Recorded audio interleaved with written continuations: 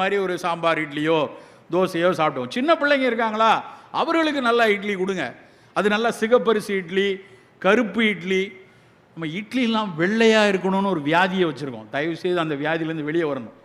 நான் அன்றைக்கி இன்னொரு நண்பர் வீட்டுக்கு போயிருக்கேன். அப்போ ஒரு அம்மாவும் ஒரு பையனும் வந்தாங்க. அந்த அம்மா வந்து என்னை பார்த்தோடனே, இவரை நிறைய யூடியூப்பில் நிறைய பேர் நீங்கள் யூடியூபர்னு நினைக்கிறாங்க. நான் மருத்துவம்பா, நான் பேசுகிறத இங்கே பல பேர் வீடியோ எடுத்துகிட்டு இருப்பாங்க. வீட்டுக்கு போனோடனே டகா டகான்னு யூடியூப்பில் ஏற்றிடுவாங்க. எனக்கு கேட்டு யூடியூப் சேனலும் கிடையாது, ஒன்றும் கிடையாது. ஆனால் பல பேர் நம்மளை அப்படி நினைக்கிறாங்களா. என்னை பார்த்தோடனே, இவர் யூடியூப்ல எல்லாம் வருவார்லன்னு என்கிட்ட வந்து, சார் நீங்கள் தானே சிவராமன் அப்படி இப்படின்னு பேசுகிறாங்க. அவங்களுக்கு ஒரு சந்தோஷம். அப்போ அவன் கூட ஒரு பையன் இருந்தான். அவனுக்கு என்னை யாருன்னே தெரியாது. அவன் உலகத்தில் நான் கிடையாது. அவன் அப்படி பார்த்துட்டு அப்படி திரும்பிட்டான். அவங்க அம்மா அவனை கூப்பிட்டு, டே இவர் யார் தெரியுமா, இவர் யார் தெரியுமா அப்படின்னு காமிச்சு அவன் எப்படி பார்த்தான். நம்ம வீட்டில் நம்ம அந்த கம்பு, கேழ்வரகு, வரகு தோசையெல்லாம் சுடுவேன்லான்னு சொன்ன உடனே அவன் அப்படி திரும்பி பார்த்தான். அந்த பார்வையிலே ஒரு சம்பவம் நடக்க போகுதுன்னு எனக்கு தெரிஞ்சிருச்சு. நான் கொஞ்சம் தயாராகிட்டேன். அவன் கேட்டான் பாருங்க ஒரு கேள்வி, இந்த அழுக்கு இட்லி, அழுக்கு தோசையெல்லாம் உங்களால் தான் அங்கிள் வந்துருச்சு எங்கள் வீட்டில். ஒழுங்காக எங்கள் அம்மா வெள்ளை கலரில் எல்லாத்தையும் பண்ணிகிட்டு இருந்தா. உண்மையிலே வேதனையாக இருந்துச்சு. என்ன வேதனை தெரியுமா? கருப்பை அழுக்கு என்று ஒரு சமூகம் நமக்கு கற்றுக் கொடுத்து விட்டு போயிருக்கிறது. கருப்பு தான் நண்பரே நம்ம சிறப்பு. எந்த பொருள் கருப்பாக இருக்கிறதோ, எந்த பொருள் அது எவ்வளவு சமூக சிக்கல்களை உருவாக்குறது. கருமை நாம் கொண்டாடப்பட வேண்டிய நிறம். அந்த கருப்புல எவ்வளவு குணங்கள் இருக்கு, எவ்வளவு கருநீலம்னு எடுத்து அதில் இருக்கக்கூடிய ஆந்தோசைனின், கருநீலம்னு எடுத்து அதில் இருக்கக்கூடிய ஆன்டி ஆக்சிடென்ட், எவ்வளவு விஷயம் இருக்கு.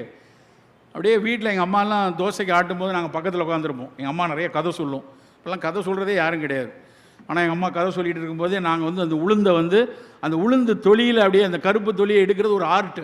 அப்படி கையை வச்சு பிரித்து எடுத்து காட்டுவாங்க. அப்படி தான் ஆட்டூரில் அரைச்சிட்டு இருந்தோம். இன்றைக்கி நமக்கு அந்த அவனையை எடுத்து உருட்டு பருப்புன்னு ஒரு பெரிய உருட்டை கொண்டு வந்து தள்ளிட்டாங்க நம்மகிட்ட. அந்த கருப்பு தொலியிலிருந்து அவன் ஃபீனாலி காம்பவுண்டெல்லாம் தனியாக பிரித்து எடுத்துகிட்டு இருக்கான் இண்டஸ்ட்ரி. ஆனால் நண்பர்களே, கருப்பு கலரில் நம்ம வீட்டில் இட்லி இனிமேல் கருப்பாக இருக்கட்டும், சிகப்பாக இருக்கட்டும். நல்லா மாப்பிள்ளை சம்பாவில் அரைச்சி எடுத்திங்கன்னா சிகப்பரிசி இட்லி அவ்வளோ நல்லாயிருக்கும். அது உடலுக்கு நல்லது. சின்ன பிள்ளைகளுக்கு அப்படி கொடுத்துக்குள்வோம். நல்லா சிறுதானியங்களில் பொங்கல் கொடுப்போம், வரகரிசியில் பொங்கல் கொடுப்போம், திணையரிசியில் பொங்கல் கொடுப்போம். 40 தாண்டியாச்சா அதெல்லாம் ரொம்ப குறைவாக எடுத்துப்போம். அதெல்லாம் என்றைக்கோ ஒரு விருந்து உணவாக எடுத்துக்கொள்வோம். இப்படி தான் நம்முடைய காலை உணவு இருக்கணும்.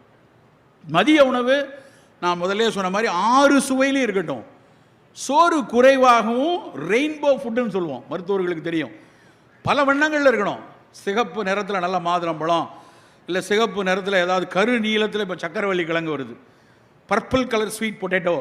போய் படிச்சு பாருங்க, கூகுள் பண்ணி பாருங்க. இருக்கிறதே மிகச்சிறந்ததாக எழுதுறாங்க. அது பேர் என்ன தெரியுமா? ஒக்கினாவா பொட்டேட்டோன்னு பேர், ஸ்வீட் பொட்டேட்டோ. ஒக்கினாவாங்கிறது ஜப்பானில் இருக்கக்கூடிய ஒரு தீவு. அந்த தீவுக்கு என்ன சிறப்பு தெரியுமா? அங்கே சராசரி ஆயுட்காலம் 103 வயசு. நமக்கு சராசரி ஆயுட்காலம் தமிழ்நாட்டில் 72, அவங்களுக்கு சராசரியே 103. அந்த ஒக்கினாவா பற்றி நான் வந்து நெட்ஃப்ளிக்ஸில் ஒரு படம் பார்த்தேன், secrets of deep blue zone அப்படின்னு, டேவிட் ஃபிஷர் அப்படின்னு ஒருத்தர் போட்ட டாக்குமெண்ட்ரி. அது பார்த்தா அவ்வளோ ஆசை. இந்த தடவை ஜப்பான் போகும்போது எப்படியா ஒக்கினாவா போகணுன்னு. சார் ஒக்கினாவா போகிறதுக்கு நீங்கள் பாதி இந்தியா போகணும் சார், 6 மணி நேரம் பறக்கணும் சார்ன்ட்டானுங்க. சரி வேணான்னு சொல்லிட்டு அடுத்த தடவை பார்த்துக்கலான்னு வந்துட்டோம். ஆனால் அந்த ஒக்கினாவாவுடைய அந்த ஸ்வீட் பொட்டேட்டோ, அந்த பர்பிள் கலர் ஸ்வீட் பொட்டேட்டோ, அது மாதிரி பர்பிள் கலரு, பிளாக் கலரில் கருப்பு கவுனி அரிசி, அப்புறம் நல்ல நீல நிறத்தில், வெள்ளை நிறத்தில் நல்ல மோர் எடுத்துக்கொள்வோம். இப்படி 7 ரெயின்போ ஃபுட்டாக இருக்கணும். சோறு குறைவாக இருக்கணும்.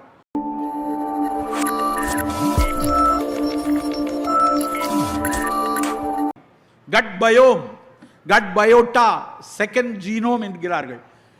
நம்மெல்லாம் முன்னாடி நினச்சோம் வயிற்றில் இருக்கக்கூடிய பாக்டீரியா போச்சுன்னா ஜீரணம் நல்லா இருக்காதுன்னு. இப்போ என்ன சொல்லலாம் தெரியுமா? உன் சிந்திக்கக்கூடிய திறன் நல்லா இருக்காதுங்கிறான். உன்னுடைய சிந்தனை வளம், அதாவது கட் பயோம், பிரெயின், அது ரெண்டுக்கும் உள்ள கனெக்ஷனை இன்னைக்கு நிறைய ஆராய்ந்து சொல்கிறார்கள். ஆட்டிச குழந்தைகளுக்கு அது எப்படி இந்த நோய் வந்திருக்கும், எப்படி அவர்களுக்கு சிரமம் வருதெல்லாம் பார்க்கும்போது வீனிங் பீரியடுக்கு அப்புறம் ஒருவேளை அந்த பாக்டீரியாஸ் குறைந்திருக்கிறதோ என்ற ஐயம் வந்துருச்சு. அப்படியான ஆய்வுகள் கூடிக்கொண்டே இருக்குது. ஒரே ஒரு சின்ன நடந்த வரலாற்று சம்பவம் உங்களுக்கு தெரிஞ்சிருக்கணும். இப்போ நமக்கு ஹார்ட் டிரான்ஸ்பிளான்ட் தெரியும், கிட்னி டிரான்ஸ்பிளான்ட் தெரியும், லிவர் டிரான்ஸ்பிளான்ட் தெரியும். ஏதாவது உறுப்பு வேலையாக போச்சுன்னா இன்னொரு உறுப்பை தூக்கி வைக்கிறோம்.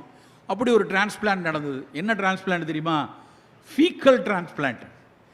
குடலில் புண்வாப்பட்டு ப்ரோபயாட்டிக்ஸ் எல்லாம் உள்ளே போகாமல் உள்ள நல்லது பாக்டீரியா வேணும் அப்படிங்கிறப்ப ஒரு நல்ல மலத்தை, நல்லா புரிஞ்சுக்கணும், நல்ல மலத்தை, ஒரு ஆரோக்கியமான மனிதனுடைய கழிவை, அந்த மலக்கழிவை எடுத்து இந்த மாதிரி அடிக்கடி நோய்வாய்ப்பட்டு இருக்கிற ஒருத்தனுடைய குடலில் கொண்டு போய் டிரான்ஸ்பிளான்ட் பண்ணாங்க. நீங்கள் போய் கூகுள் பண்ணி பாருங்கள், சும்மா கதை சொல்லலை. ஃபீக்கல் டிரான்ஸ்பிளான்ட்னு பேர். அந்த ஃபீக்கல் டிரான்ஸ்பிளான்ட் பண்ணோடனே இவங்க எதிர்பார்த்தது என்ன அப்படின்னா, இந்த பாக்டீரியாலாம் அங்கே வரும், அவருக்கு வந்து அந்த மலக்குடல் நோய் சரியாகும் அப்படி தான் அவங்க நினச்சாங்க. சொன்ன மாதிரியே சரியாச்சு. நிறையா பாக்டீரியா, நல்லது செய்கிற பாக்டீரியாலாம் வந்துச்சு. ஆனால் அதோடு நிற்கலை. எந்த மனிதரிடம் வந்து மலத்தை எடுத்து கொண்டு வந்து இங்கே வச்சாரோ அந்த மனிதர் மாதிரியே இவர் பிஹேவ் பண்ண ஆரம்பிச்சிட்டார். என்ன பிரெயினியா டிரான்ஸ்பிளான்ட் பண்ணாங்க? வெறும் மலக்கழிவு. அப்போ தான் கண்டுபிடிச்சான், அந்த மலக்கழிவில் இருக்கக்கூடிய பாக்டீரியாக்களுக்கும் பிரெயினுக்கும் ஒரு தொடர்பு இருக்குது அப்படிங்கிறத கண்டுபிடிச்சி இன்றைக்கு தொடர்ந்து அந்த ஆய்வுகள் பல மில்லியன் டாலர் ஆய்வுகள் நடந்து கொண்டே இருக்கிறது. இப்போ கேப்சூலாலாம் வந்துருச்சு. இந்த மலம் வந்து கேப்சூலாக இப்படி மலத்தை அள்ளி கொடுத்தா எப்படி சாப்பிட முடியும் அப்படின்னு அதிலிருந்து கேப்சூல் டேப்லெட்லாம் இன்றைக்கி வர ஆரம்பிச்சிருச்சு. நண்பர்களே, குடலில் இருக்கக்கூடிய நல்லது செய்கிற பாக்டீரியாக்களை பாதுகாக்கணும்னா வரக்கூடிய வெயில் காலத்தில் அதனுடைய முதல் முயற்சியாக நீராகாரத்தை அருந்துவோம். நல்ல நீராகாரம் எடுப்போம். சரி, காலை குடிச்சாச்சு. காலை சாப்பாடு அப்படின்னா நம்ம உடனே ஞாபகம் வர்றது இட்லி, தோசை, பொங்கல், வடை, பூரி, மசால் தோசை, இதுதான் எல்லார் மனசுலேயும் வருது. அது வேறு, இட்லியோடு அந்த வடை ஏண்டா சேர்ந்தே வருது? ஏதோ விஜயும் திரிசாவும் மாதிரி எப்போ பார்த்தாலும் அது ஜோடியாகவே வரணுமா? எங்கேருந்து ரெண்டும் ஒன்றாச்சு? நானும் பல தடவை யோசிச்சிருக்கேன். சங்க இலக்கியத்தில் வடை முதல்லே இருக்குது. உளுந்து தலை பெய்தின்னு பாடல் இருக்குது. இட்லி 13ஆம் நூற்றாண்டில் தான் வந்ததாக பல மச்சேந்திர புராணம் எல்லாத்தையும் படிச்சிருக்கோம். இப்போ இட்லி லேட்டாக வந்துச்சு. நம்ம பல்லவ மன்னன் ஒருத்தன் இந்தோனேஷியா பொண்ணை தூக்கிட்டு வந்துட்டான். அங்கே போய் பொண்ணு எடுத்துகிட்டு வந்தோடனே அவங்க அப்பா ஐயோ பாவம், இப்போ இருக்க ஐயோ பாவம் மாதிரியே அவர் கொஞ்சம் பல்லவ உணவு அறிஞர்களெல்லாம் கூட சேர்த்து அந்த பிள்ளையோட சேர்த்து அனுப்பிச்சி விட்டார். அவன் அங்கேருந்து வந்தவன், அவன் வெறும் அரிசியிலேயே அந்த டம்ப்ளிங் அப்படிலாம் செஞ்சு சாப்பிட்டுட்டு இருந்தவனுங்க. இவங்க உளுந்து நிறைய சேர்க்குறாங்களேன்னு அந்த பையங்க வந்து அரிசியை உளுந்தையும் சேர்த்தா இட்லி 13ஆம் நூற்றாண்டில் வந்துச்சு. தோசை கூட அதுக்கு அப்புறம் தான் வந்துச்சான். 14 15 தான் தோசை வந்திருக்கு. அதுக்கு முன்னாடியே வடை இருந்திருக்கு. அதனால் நம்ம ஆளுங்க இட்லி இருந்தால் கூட அந்த பழைய மரபை மறக்கக்கூடாது என்று வடையையும் சேர்த்து இட்லி வடைன்னு சாப்பிட்டுட்டு இருக்காங்க. நண்பர்களை, கொஞ்ச நாளைக்கு அதை நிறுத்துவோம். இந்த சர்க்கரை, ரத்த கொதிப்புலாம் வரக்கூடாது அப்படின்னு நினச்சா நம் காலை சாப்பாடுங்கிறது நல்ல ஒரு கப்பு நிறைய சுண்டல், சிகப்பரிசி, சிகப்பு கொண்டக்கடலை, இல்லைன்னா கருப்பு கொண்டக்கடலை, வெள்ளை கொண்டக்கடலை, இல்லை சோயா, நிலக்கடலை, ஏதோ ஒரு சுண்டல், அப்புறம் நல்ல காய்கறி துண்டு, நல்ல காய்கறி சூப்பு, பழச்சாறு, நல்ல மாதுளம் பழச்சாறு இல்லை ஸ்மூதி மாதிரி எல்லாம் போட்டு அடித்து ஒரு ஜூஸ் அது மாதிரி எடுத்துக்கிட்டு, புரதம் கூடுதலாக வேணுங்கப்போ 2 முட்டையை கூட இன்றைக்கி ஒருத்தர் படிக்கும்போது சொன்னார், அது வேக வைத்து சாப்பிட விட ஆம்லெட்டாக வெங்காயம் மிளகெல்லாம் போட்டிங்கன்னா அது இன்னும் நல்லது அப்படின்னாங்க. அப்படி ஏதோ ஒரு வகையில் 2 முட்டை, இல்லை முட்டையெல்லாம் சாப்பிட மாட்டேன்னா சரி, முட்டை சாப்பிட மாட்டேங்கன்னா வேறு புரதங்கள், ஒரு நிலக்கடலையோ இல்லை பாதாம் பருப்போ அப்படியான சாப்பாடு தான் சாப்பிடணும். நான் ஒரு கூட்டத்தில் இப்படி பேசுகிறோடனே, சார் முதல்ல நல்ல சுண்டல், அப்புறம் கொஞ்சம் சூப்பு, கொஞ்சம் மாதுளம்பழச்சாறு, 2 முட்டை அப்படின்னு சொன்னேன். சார் இதெல்லாம் பிஃபோர் ஃபுட்டா ஆஃப்டர் ஃபுட்டாங்கிறான். ஏன்னா அவங்களுக்குலாம் இதுக்கு நடுவில் 2 இட்லி இல்லையே, இதுக்கு நடுவில் ஒரு ரவா ஆனியன் தோசை இல்லையேன்னு ஒரு வருத்தம் இருக்குது. அதுக்கு பேர் சாப்பாடு இல்லை. இதுதான் ஏன் ஃபுட்டு, பிஃபோரும் கிடையாது ஆஃப்டரும் கிடையாது அப்படின்னு சொன்னோம். இனிமேல் நம்முடைய காலை சாப்பாடு அப்படி தான் இருக்கணும். வாரத்துக்கு ஒரு நாள் நமக்கு விருப்பம் மாதிரி ஒரு சாம்பார், இட்லியோ தோசையோ சாப்பிடுவோம். சின்ன பிள்ளைங்க இருக்காங்களா, அவர்களுக்கு நல்லா இட்லி கொடுங்க. அது நல்லா சிகப்பரிசி இட்லி, கருப்பு இட்லி. நம்ம இட்லிலாம் வெள்ளையாக இருக்கணும்னு ஒரு வியாதியை வச்சுருக்கோம். தயவுசெய்து அந்த வியாதியிலேருந்து வெளியே வரணும். நான் அன்றைக்கி இன்னொரு நண்பர் வீட்டுக்கு போயிருக்கேன். அப்போ ஒரு அம்மாவும் ஒரு பையனும் வந்தாங்க. அந்த அம்மா வந்து என்னை பார்த்தோடனே, இவர் நிறைய யூடியூப்பில் நிறைய பேர் நீ யூடியூபர்னு நினைக்கிறாங்க. நான் மருத்துவம்பா, நான் பேசுகிறத இங்கே பல பேர் வீடியோ எடுத்துகிட்டு இருப்பாங்க. வீட்டுக்கு போனோடனே டகான்னு யூடியூப்பில் ஏற்றிடுவாங்க. எனக்கென்று யூடியூப் சேனலும் கிடையாது, ஒன்றும் கிடையாது. ஆனால் பல பேர் நம்மளை அப்படி நினைக்கிறாங்களா. என்னை பார்த்தோடனே, இவர் யூடியூப்ல எல்லாம் வருவார்லன்னு என்கிட்ட வந்து, சார் நீங்கள் தானே சிவராமன் அப்படி இப்படின்னு பேசுகிறாங்க. அவங்களுக்கு ஒரு சந்தோஷம். அப்போ அவன் கூட ஒரு பையன் தான், அவனுக்கு என்னை யாருன்னே தெரியாது, அவன் உலகத்தில் நான் கிடையாது. அவன் அப்படி பார்த்துட்டு அப்படி திரும்பிட்டான். அவங்க அம்மா அவனை கூப்பிட்டு, டே இவர் யார் தெரியுமா அப்படின்னு காமிச்சு அவன் எப்படி பார்த்தான். நம்ம வீட்டில் நம்ம அந்த கம்பு, கேழ்வரகு, வரகு தோசையெல்லாம் சுடுவேன்லான்னு சொன்ன உடனே அவன் அப்படி திரும்பி பார்த்தான். அந்த பார்வையிலே ஒரு சம்பவம் நடக்க போகுதுன்னு எனக்கு தெரிஞ்சிருச்சு. நான் கொஞ்சம் தயாராகிட்டேன். அவன் கேட்டான் பாருங்க ஒரு கேள்வி, இந்த அழுக்கு இட்லி, அழுக்கு தோசையெல்லாம் உங்களால் தான் அங்கிள் வந்துருச்சு எங்கள் வீட்டில். ஒழுங்காக எங்கள் அம்மா வெள்ளை கலரில் எல்லாத்தையும் பண்ணிகிட்டு இருந்தா. உண்மையிலே வேதனையாக இருந்துச்சு. என்ன வேதனை தெரியுமா? கருப்பை அழுக்கு என்று ஒரு சமூகம் நமக்கு கற்றுக் கொடுத்து விட்டு போயிருக்கிறது. கருப்பு தான் நண்பரே நம்ம சிறப்பு. எந்த பொருள் கருப்பாக இருக்கிறதோ, எந்த பொருள் அது எவ்வளவு சமூக சிக்கல்களை உருவாக்குறது. கருமை நாம் கொண்டாடப்பட வேண்டிய நிறம். அந்த கருப்பில் எவ்வளவு குணங்கள் இருக்கு, எவ்வளவு கருநீலம்னு எடுத்து அதில் இருக்கக்கூடிய ஆந்தோசைனின், கருநீலம்னு எடுத்து அதில் இருக்கக்கூடிய ஆன்டி ஆக்சிடென்ட், எவ்வளவு விஷயம் இருக்கு. அப்படியே வீட்டில் எங்கள் அம்மாலாம் தோசைக்கு ஆட்டும் போது நாங்கள் பக்கத்தில் உட்காந்துருப்போம். எங்கள் அம்மா நிறைய கதை சொல்லும். இப்போல்லாம் கதை சொல்கிறதே யாரும் கிடையாது. ஆனால் எங்கள் அம்மா கதை சொல்லிட்டு இருக்கும்போதே நாங்கள் வந்து அந்த உளுந்து தொலியில் அப்படியே அந்த கருப்பு தொலியை எடுக்கிறது ஒரு ஆர்ட்டு. அப்படி கையை வச்சு பிரித்து எடுத்து காட்டுவாங்க. அப்படி தான் ஆட்டூரில் அரைச்சிட்டு இருந்தோம். இன்றைக்கி நமக்கு அந்த அவனையை எடுத்து உருட்டு பருப்புன்னு ஒரு பெரிய உருட்டை கொண்டு வந்து தள்ளிட்டாங்க நம்மகிட்ட. அந்த கருப்பு தொழிலிருந்து அவன் ஃபீனாலி காம்பவுண்டெல்லாம் தனியாக பிரித்து எடுத்துகிட்டு இருக்கான் இண்டஸ்ட்ரி. ஆனால் நண்பர்களே, கருப்பு கலரில் நம்ம வீட்டில் இட்லி இனிமேல் கருப்பாக இருக்கட்டும், சிகப்பாக இருக்கட்டும். நல்லா மாப்பிள்ளை சம்பாவில் அரைச்சி எடுத்திங்கன்னா சிகப்பரிசி இட்லி அவ்வளோ நல்லாயிருக்கும். அது உடலுக்கு நல்லது. சின்ன பிள்ளைகளுக்கு அப்படி கொடுத்துக்கொள்வோம். நல்லா சிறுதானியங்களில் பொங்கல் கொடுப்போம், வரகரிசியில் பொங்கல் கொடுப்போம், திணையரிசியில் பொங்கல் கொடுப்போம். 40 தாண்டியாச்சா அதெல்லாம் ரொம்ப குறைவாக எடுத்துப்போம்.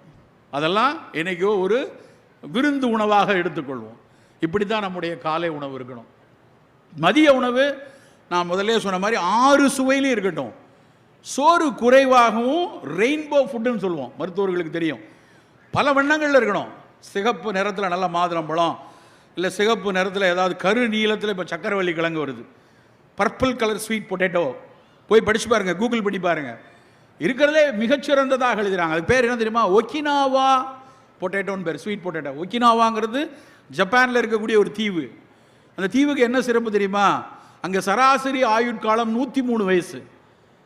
நமக்கு சராசரி ஆயுட்காலம் தமிழ்நாட்டில் 72, அவங்களுக்கு சராசரியே 103. அந்த ஒக்கினாவாவை பற்றி நான் வந்து நெட்ஃப்ளிக்ஸில் ஒரு படம் பார்த்தேன், secrets of deep blue zone அப்படின்னு, டேவிட் ஃபிஷர் அப்படின்னு ஒருத்தர் போட்ட டாக்குமெண்ட்ரி. அதை பார்த்தா அவ்வளோ சார். இந்த தடவை ஜப்பான் போகும்போது எப்படியா ஒக்கினாவா போகணுன்னு. சார் ஒக்கினாவா போகிறதுக்கு நீங்கள் பாதி இந்தியா போகணும் சார், 6 மணி நேரம் பறக்கணும் சார்ன்ட்டானுங்க. சரி வேணான்னு சொல்லிட்டு அடுத்த தடவை பார்த்துக்கலான்னு வந்துட்டோம். ஆனால் அந்த ஒக்கினாவாவுடைய அந்த ஸ்வீட் பொட்டேட்டோ, அந்த பர்பிள் கலர் ஸ்வீட் பொட்டேட்டோ, அது மாதிரி பர்பிள் கலரு, பிளாக் கலரில் கருப்பு கவுனி அரிசி, அப்புறம் நல்ல நீல நிறத்தில், வெள்ளை நிறத்தில் நல்ல மோர் எடுத்துக்கொள்வோம். இப்படி 7 ரெயின்போ ஃபுட்டாக இருக்கணும். சோறு குறைவாக இருக்கணும். அதில் பல பேர் என்னென்ன மாலில் சில பேர் சார் நான்லாம் வெஜிடேரியன் அப்படிமா. ஆனால் அவன் உண்மையிலே வெஜிடேரியன் கிடையாது. அவன் பேர் சோற்றேரியன்னு பேர். சோறை இவ்வளோ ஆனால் குமிச்சிட்டு ஸ்பூனில் காய் போட்டால் அதுக்கு பேர் வெஜிடேரியனா? வெஜிடேரியனா நல்ல காய்கறியில் நடுவில் கொஞ்சோல சோறு வைக்கணும். இல்லைன்னா புலால் சாப்பிட்றவங்க நல்லா புலால் சாப்பிட்டு கொஞ்சோல சோறு வைத்துக்கொள்ளணும். புலால் என்றால் முதல் தேர்வு மீன்களாக இருக்கட்டும், 2வது கோழி இருக்கட்டும். நம்ம ஆடு மாடுங்கிற விஷயத்தை கொஞ்சம் குறைத்து கொள்ளி சாப்பிடுவோம். ஏன்னா அதெல்லாம் வந்து ஒரு ரெட் மீட்டுங்கிற விஷயம் வந்து ஒரு 50 வயதுக்கு மேலே ஒருவேளை உங்களுக்கு கொழுப்பு விஷயங்கள் உடலில் பாதிக்கக்கூடிய தன்மை இருந்தால் அந்த ஆட்டுக்கறியை குறைவாக எடுத்துக்கொள்ளணும். ஆனால் மீன்களோ கோழியோ அந்த பிரச்சனை கிடையாது. சோறு தான் நிறைய. நீங்கள் வெள்ளைச்சோரை பெருசு அப்படி இந்த ராஜ்கிரண் படத்தில் அப்படி மேலே குவிச்சு வச்சு கவலமாக உருட்டி, தயவுசெய்து இனிமேல் அப்படி சாப்பிடாதீங்க. சில வீட்டிலலாம் சாப்பாடு போடும்போது நான்லாம் எனக்கு சோறு போட்டாங்கன்னா அதை உடனடியாக வந்து ரெவன்யூ டிபார்ட்மெண்ட் மாதிரி பிரிச்சுருவேன். பாகம்லாம் பிரித்து 5-6 பிரித்து முதல்ல ஒரு உருண்டை, 2வது ஒரு உருண்டை, இதுக்கு குழம்பு, இதுக்கு காயின்னு வச்சுருவோம். நம்ம அதுலேயே பட்டணம் பக்கத்தில் வந்து பரிமாற வருவாங்க, சார் எந்திக்காதீங்க மறுசோறு போடணும், மறுசோறு சாப்பிடாமல் எந்திக்கிறீங்களான்னு பதறிட்டு வருவாங்க. தயவு செய்து உங்கள் வீட்டுக்காரங்க எல்லோரும் நல்லா இருக்கணும்னா மறுசோறே போடாதீங்க. ஒரு சோறு போதும், ஒரே ஒரு கரண்டி போட்டால் போதும். அந்த ஒரு கரண்டியும் இனிமேல் தயவு செய்து சோறு பரிமாறுவதற்கு இந்த அன்னக்கரண்டியை பயன்படுத்தாதீங்க. இந்த அன்னக்கரண்டியை பார்க்கும் போதெல்லாம் எனக்கு இந்த பிடபிள்யூடி ஆஃபீஸில் இருக்க பொக்லைன் எந்திரம் மாதிரியே தெரியும். அப்படியே பாளமாக சோறு எடுத்து நம்ம ஒருத்தங்க நான் உலகம் முழுக்க பயணித்திருக்கிறேன், எங்கேயுமே அந்த கரண்டி கிடையாது. எங்கேயாவது அப்படியான கரண்டியில் யாராவது எடுத்து வைக்கிறத பார்க்க, நம்மால் மட்டும் இப்படி சொலவு மாதிரி ஒரு கரண்டியை கண்டுபிடிச்சி வச்சுருக்கான். சோறு தயவு செய்து இனிமேல் ஸ்பூனில் எடுங்க. ஸ்பூனில் எடுத்தால் அட்லீஸ்ட் கை வலிச்சாது 4 ஸ்பூனோடு நிறுத்திடுவாங்க. பாளமாக சோறு போடுறது, மறுசோறு போடுறது தான் நீங்கள் வியாதியில் பல வியாதிக்கு காரணம். அது மாதிரி வேண்டாம். காய்கறிகள் எடுத்துக்கொள்ளுங்க. அந்த சோறும் நல்ல தூய மல்லிச்சம்பா, கருப்பு கவுனி அரிசி, இப்படி நிறம் உள்ள, பழுப்பு நிறம் உள்ள, நார்ச்சத்து உள்ள, அதில் நிறைய விட்டமின் இருக்குது, நிறைய தயமின் இருக்குது. அப்படியான உணவுகளை நம்ம எடுத்துக்கொள்வோம். இரவு உணவு ரொம்ப முக்கியமானது. இரவு உணவு இனிமேல் போய் சாப்பிடக்கூடாது. நீங்கள் போய் எல்லோரும் போய் படுத்து தூங்கிடுங்க. செவிக்கு உணவு இல்லாத போது வயிற்றுக்கு என்ன அப்படி போய் தயவு செய்து நீங்கள் படுத்துருங்க. ஏன்னா இரவு உணவு 6 மணிக்கு சாப்பிட்றணும், 6:30 மணிக்கு சாப்பிடணும், அதிகபட்சம் 6:30 மணி. இரவுக்கு 9 மணிக்கு 10:30 மணிக்கு 11 மணிக்கு சாப்பிட்றது ஏதாவது பரவாயில்ல. அன்றைக்கி விமான நிலையத்திலேருந்து ராத்திரி 2 மணிக்கு வரும்போது என் கூட ஒரு நண்பர் வந்தார். அவரை கொண்டு போய் அவர் வீட்டில் இறக்கிட்டு அண்ணா நகர் வழியாக வரேன். முதல் முறையாக ராத்திரியில் 2 மணிக்கு அண்ணா நகர் குறுக்க வரேன். 2 மணிக்கு அண்ணா நகரில் டிராஃபிக் ஜாமுங்க நைட்டில். சனிக்கிழமை ராத்திரி, சனிக்கிழமை அந்த அம்மனுக்கு கூழ் ஊற்றுவாங்கல்ல, அது மாதிரி அந்த தெருவில் நிறைய பேருக்கு கூழ் ஊற்றிட்டு இருக்காங்களோ அப்படின்னு நினச்சா, ஒரு ஸ்ட்ரீட் ஃபுட்டாக என்னமோ ஒன்று, ஒரு தெருவில் ஒரு உணவு, அவ்வளவு இளைஞர் கூட்டம். நடு இரவு 1:30 மணிக்கு அப்படி ஒரு கூட்டம். நான் என் டிரைவரை கண்ணாடி இறக்கு கீழே என்ன ஏதாவது பிரச்சனையாக ஆக்சிடெண்ட்டாக அப்படி தானே தோணும் நமக்கு, ராத்திரியில் இப்படி நிற்குதேன்னு பார்த்தா அத்தனை பேர் தின்னுட்டு இருக்கான். இரவில் ஐஸ்கிரீம் வச்சுருக்கான், அதை திங்கிறான் இதை திங்கிறான், வேதனையாக இருக்குது. 7 மணிக்கு மேலேயே சாப்பிடாதவங்க ஒருத்தர் 2:30 மணிக்கு தின்னுட்டு இருக்காங்களே. நண்பர்களே, இரவு உணவு 6:30 மணி 7 மணிக்கு போதும். அதுக்கு மேலே வெறும் தண்ணீர் தான் உணவு. இன்றைக்கோ ஒரு நாள் ஒரு விருந்துக்கு நம்ம போகிறோம், இன்றைக்கி லேட் ஆகிடுச்சு, ஒரு நாள் வாரத்துக்கு ஒரு நாள் லேட் ஆனால் தப்பு இல்லை. ஆனால் தினம் தினம் நானும் என்னுடைய பழக்கத்தில் எனக்கு நான் மருத்துவ பயிற்சி நிறையா இருக்கேன். இப்போ ராத்திரி சில நேரத்தில் 10:30 11 ஆயிரும். 11 மணிக்கு 11:30 மணிக்கு வீட்டுக்கு திருட மாதிரி உள்ளே போய் அங்கே செத்துப்போன தோசையெல்லாம் விரைச்சி இப்படி நிற்கும், அதை எடுத்து தான் சாப்பிட்டுட்டு இருந்தேன் ஒரு காலத்தில். அப்புறம் வேணாண்டா இந்த பழக்கம் சரியாக வராது அப்படின்னு சொல்லிட்டு 5:30 மணிக்கு ராத்திரி சாப்பாடு எடுத்துகிட்டு கிளினிக் போயிடுவேன். 6 மணிக்கெலாம் பேஷண்ட் வெளியே இருந்தாலும் பரவாயில்ல, 10 நிமிஷம் தான் தின்றுவோம் அப்படின்னு வேகமாக சாப்பிட்ருவோம் நம்ம. அது ராத்திரி 9:30 மணிக்கு வரைக்கும் 9:30 10 வரைக்கும் பேஷண்ட் பார்த்தா லேசாக பசிச்சா ஒரு கொய்யாப்பழம், அவ்வளோதான். அப்படியான ஒரு பழக்கம் நமக்கும் வேண்டும் நண்பர்களே. நாம் அந்தி சந்தியில் 2 வேளை தான் உணவு சாப்பிட்ட சமூகம். சமணர்கள் நமக்கு கற்றுக் கொடுத்தது, தமிழருக்கு கற்றுக் கொடுத்தது 2 வேளை உணவு தான். இப்போ இன்டர்மீடியன்ட் ஃபாஸ்டிங் அப்படின்னு சொல்கிறாங்களே உலகம் எல்லாம், அந்த 2 வேளை உணவெடுக்கிற பழக்கத்தை நம் மீண்டும் மீட்டுருவாக்கம் செய்யணும். இந்த 3 வேளை சாப்பிடணும், அப்புறம் இந்த அடுக்கடுக்கா சாம்பார், ரசம், வடை, பாயாசம், பொங்கல், மோர் இதெல்லாம் வேணாம். உருவது சீர்தூக்கும் நட்பும் பெறுவது கொள்வாரும் கள்வரும் நேர் முயூவ விளக்க உரை. கிடைக்கும் பயனை அளந்து பார்க்கும் நண்பரும் அன்பை கொள்ளாமல் பெறுகின்ற பொருளைக் கொள்ளும் விலை மகளிரும் கள்வரும் ஒரு நிகரானவர். சாலமன் பாப்பையா விளக்க உரை. இவரிடம் நட்பு கொள்வதால் தமக்கு என்ன கிடைக்கும் என்று எண்ணி பார்ப்பவரின் நட்பும் தமக்கு தரும் கூலியை ஏற்றுக்கொள்ளும் பாலியல் தொழிலாளரும் திருடர்களும் ஒருவருக்கொருவர் சமமானவர்களே. கலைஞர் விளக்க உரை. பயனை எண்ணி பார்த்து அதற்காகவே நட்பு கொள்பவரும் விலைமகளிர. உருவது சீர்தூக்கும் நட்பும் பெறுவது கொள்வாரும் கள்வரும் நேர் முயூவ விளக்க உரை. கிடைக்கும் பயனை அளந்து பார்க்கும் நண்பரும் அன்பை கொள்ளாமல் பெறுகின்ற பொருளைக் கொள்ளும் விலை மகளிரும் கள்வரும் ஒரு நிகரானவர். சாலமன் பாப்பையா விளக்க உரை. இவரிடம் நட்பு கொள்வதால் தமக்கு என்ன கிடைக்கும் என்று எண்ணி பார்ப்பவரின் நட்பும் தமக்கு தரும் கூலியை ஏற்றுக்கொள்ளும் பாலியல் தொழிலாளரும் திருடர்களும் ஒருவருக்கொருவர் சமமானவர்களே.